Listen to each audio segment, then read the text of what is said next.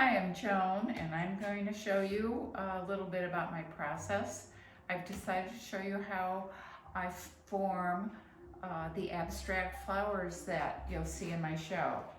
I start with a slab of clay. This clay is half porcelain and half stoneware. And this is a slab roller. And I'm going to roll this clay out so that it's uniformly thick, so I don't have thick parts and thin parts. And when you roll, you have to never stop or you'll have an indentation in the clay. So you keep rolling until you feel like there's no clay. And then we'll just put this on a board.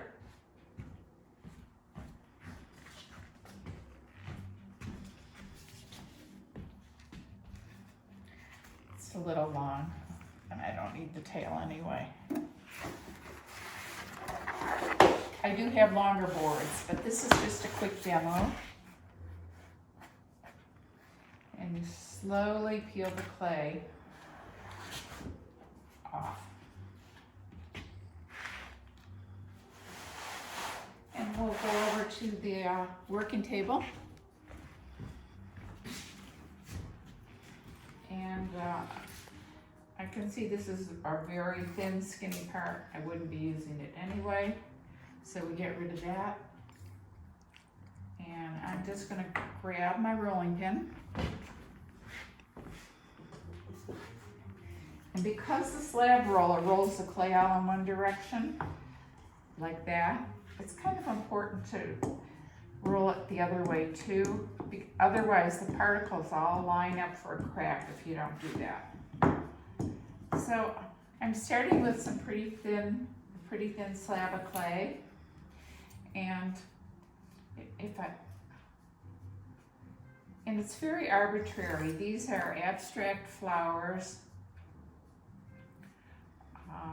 There's no measuring. It's just what I feel like doing at the time. And the edges are very irregular, so I can cut them and make them really smooth or just leave them with a very slight ruffle to them, which I kind of like. So the first thing I do is, this is going to be my first flower. I use a little slip. It's clay mixed with water. And it helps the clay to adhere. And I just squish the clay. Just like that. This is going to be the stem, so oh, there was a crack in this piece, so that's not good. I'll put it together. Clay is very forgiving. So there's the beginning of my flower, and I'll do one more part for you. I usually don't work quite this fast, but I don't want to bore you with details.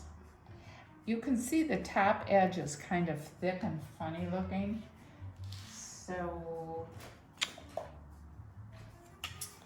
I do like to bevel it a little bit so it's not so thick. See, it's a prettier edge now.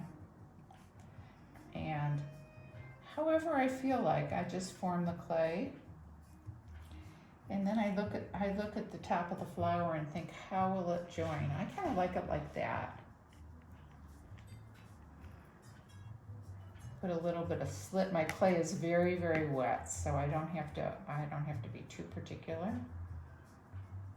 Now I'll squish the whole thing and give it a little personality. Then I might take one more piece and go over the bottom,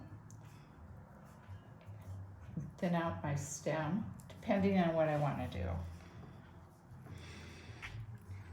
And that's basically the beginnings of a flower. I keep adding more and more elements to it. And one of the things I like to do is sometimes I will make a little stamen, and before I squish it, if this is already fire, but if it was wet clay, I'd squish it right in with it. And sometimes for fun, after it's all fired. Finish up. I'll put a gold luster, and this is in the clay already. And there you go. And that's the beginning of how I make a flower.